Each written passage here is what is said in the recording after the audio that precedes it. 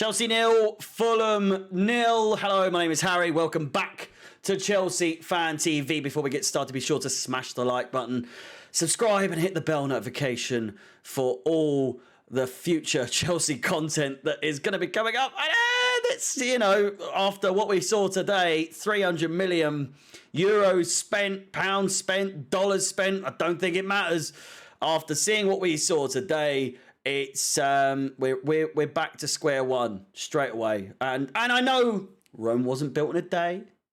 We have to gel. We have to be a cohesive unit. But there has to be something there to work on. And after what we saw today, I feel like there is very little to no sort of cohesion, especially with certain players who I feel like shouldn't have been in the starting 11 from the start at all. Two in particular in James and Hakim Ziyech. James for reasons that are obvious, and the likewise for Hakim Ziyech. But with that said, we'll get straight into things. There is a 4 right here. Right, this little diamond here were exactly what I've said. Diamond, absolutely brilliant, fantastic. Did what they were supposed to do, and without them, we may well have lost here today. Kepa, 7. Just did what he had to do. Was in a bit of a sticky situation every now and then from passes that played back to him, but we know that he's, under pressure a lot from passes that he receives. But I've given him a 7. Feel like he didn't really show any weaknesses today. I feel like he made some really crucial saves, if anything. Feel like he made some really, really good saves. Badiashile and Thiago Silva. I often give Thiago Silva the upper thing, and that may well still be the case in this game, but I feel like them as a 2 look unreal. They look good. It's one position, the centre-back positions, as a whole, that I feel we probably have down to a T. And sadly, one of the geezers in that centre-back duo is nearly 40 years of age. So how long we have him left, he's going to sign a new contract, who knows? Do you know what I mean? Time might be, coming to an end for him. We might have one season, if that, but he still is just so good. So good. Week in, week out, people were asking me, saying, is there any player that has been in regular in-form quality this season? And Thiago Silva is the geezer. He's the man. He is the absolute bee's bollocks. He is. That's it. Dog's bollocks. bee's knees, dog's bollocks. You know what I'm trying to say. Badiashile. Mwah! So good.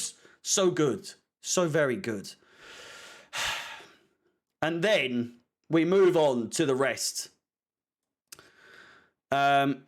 James, I've given a 6, quite frankly. May seem harsh. My point being, looks unfit, doesn't look ready necessarily. And I know we took him off after 60-odd minutes or however long it was. I don't think he should have started the game. Much like Ben Chilwell didn't start the game, I don't think James should have started. When we started the game, absolutely horrible watching him play because he didn't look himself. He didn't look himself. I was constantly worrying that he would get injured like he did in the last game he played. First game back. Similar scenario in the sense that he's made his first game back. Everyone was waiting for his injury, and again, people saying, well, you're not a doctor, doctors said that he's come back, he's 100% fit. It's not the case at all. They said that in the last game and he got injured just before we're going to take him off. So I think we took a risk here. We got West Ham, we got Dortmund coming up in the Champions League. Why? Why are we risking playing James in a game like this? And for that reason, I just wasn't confident watching him. I was constantly on edge thinking he was going to get injured. And on the other side, a 5 for Cucurella. Quite literally, what I was saying about James being on edge, watching him play, thinking, good God, what could go wrong here? Because James got skinned in the first 10-15 minutes. Let's not make, two things about it. It's very rare to see him get beaten on a foot race. and James did. Cucurella, just what on earth is going on with him? I don't know if it's just me or if I'm watching a different game or what is going on, but he just terrifies me when he plays. He's so scary to watch in all the wrong ways. Like he's so erratic, constantly getting fouled, and that's not necessarily a bad thing on his part, but he's just constantly nearly broke his leg in one of the collisions he was in earlier on. Overall, my rating for him may be a bit distorted, and I'll grant it, that is probably the case.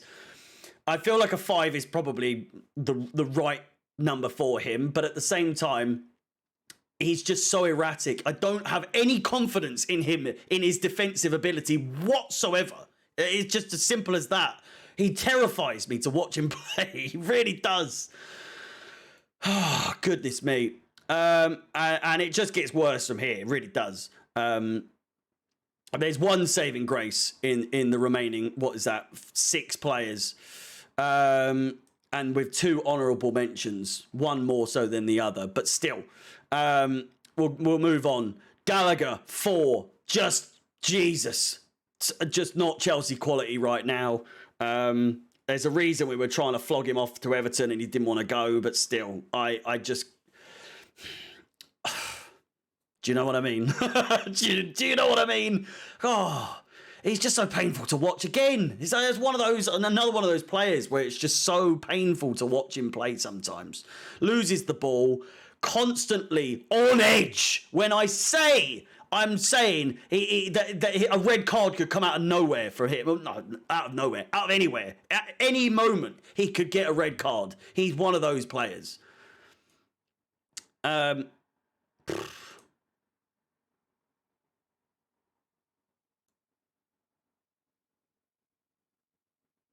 What? What does he do? What does he do? What does he do? What does he do? I don't know. What's happened to my boy? I've said what I've had to say. Just, I don't know what's gone into him. Don't you say a bad thing about him. Don't hurt his feelings. Say anything about any other player on the team, but Mason Mount, don't say a bad word about him. Don't you dare. Saving grace. Enzo Fernandez. Oh. Some of the through balls. I know we're going to see much better performances from Enzo Fernandez, but what a performance from him today in terms of the rest of the fucking bunch of goons on this pitch. But just so good. So good. I'm not for 1 second suggesting that he's warranted already. The money we paid. I'm not saying that. But Jesus. When he's playing with these 2 idiots, I tell you what, he looks good. He does look good. Some of the through balls he played, fantastic. Just ran that midfield, ran the centre of these fucking goons in the middle. Just ran the show for the most part. Not really anything you can criticise. Maybe needs to tighten up his game just a little bit more, but apart from that, it's fairly, he came and did exactly what we were hoping him to do. Just then it came to these 3 idiots up front, and there's only so much the man can do. Ziyech, I've given him a 4, and so many Ziyech stands, so annoyed at me, so frustrated at me. Said, what about Mudryk? Oh, he's playing awful. He was shit as well. But the difference is that Ziyech had so many more chances. Mudryk had barely any chances, and when he did have the chances, he fucked it every single time. But that's, I'm not saying... Ziyech, he had one fantastic pass. But the overwhelming elephant in the room is why do you start Ziyech in a game? The first game, back after he's gone through what he's gone through with the whole PSG loan away from Chelsea. He wanted to leave in the first place. He hasn't wanted to play for Chelsea for a while. Why? Now he has even more reason to not want to play for Chelsea. Do you play him now? Why? It makes no sense. So him playing poorly, I can't blame him too much. But it's still a 4. Mudryk. Frustrating watch, gotta say. Really frustrating watch. Again, much like Ziyech. But the difference is he should be starting. There's no reason why he shouldn't be starting. But after what I saw today, didn't see a single glimpse of what we saw when we saw him play against Liverpool. And I know he was only on for 20-odd minutes in that game, but there was nothing. Not a single thing.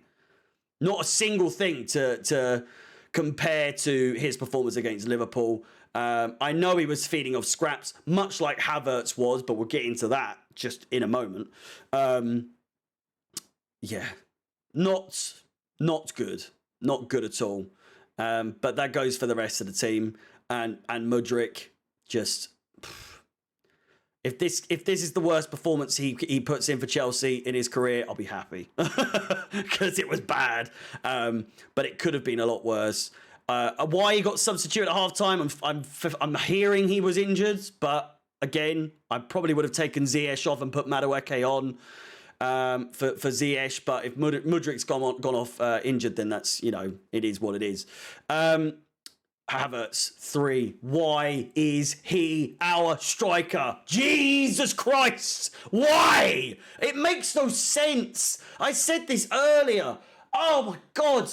We have Fofana. He came on, did more in 25 minutes than Havertz has done in the entire game. And then people will be like, well, he's feeding off scraps. Fofana made the most of what he had at his disposal. Yes, he had a shot cleared off the line. 1 shot on target. That's one more than than Havertz did. Havertz, did he have a shot on target? 3 off target, 0 on target. It was just so bad. Easily our worst player on the pitch.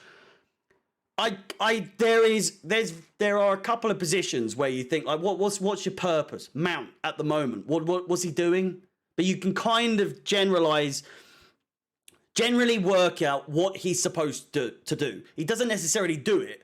But with Havertz, why is he there in the first place? The argument is, we haven't got an out-and-out striker. We have Aubameyang, we have Fofana.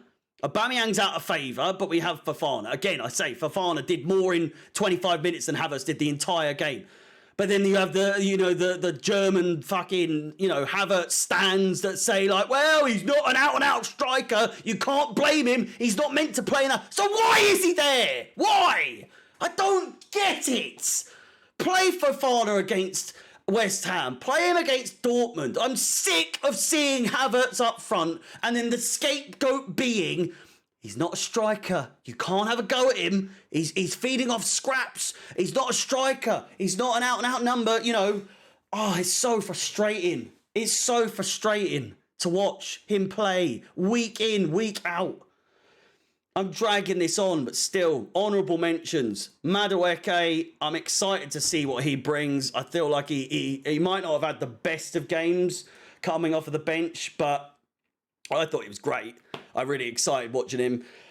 And then Fofana, unlucky not to get the winner, to be fair. I thought he was fantastic as well. Really exciting to watch him play. So, honestly, Madueke over Ziyech, Fofana over Havertz, forever, in my opinion, in that position. Yeah. Where are we now? We've gone from 10th to 9th. Good old move up the table there.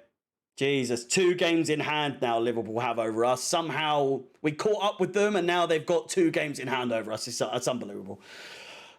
Anyway, I'm sure I bollocked something up there. You lot will let me know anyway. My name is Harry. Make sure you subscribe to my personal channel, Chelsea Fans XI. As well as subscribe, hit the bell notification, as well as like this video. It's a long old week, long old game. Thank you so much for watching. My name is Harry, up the Chelsea, and peace.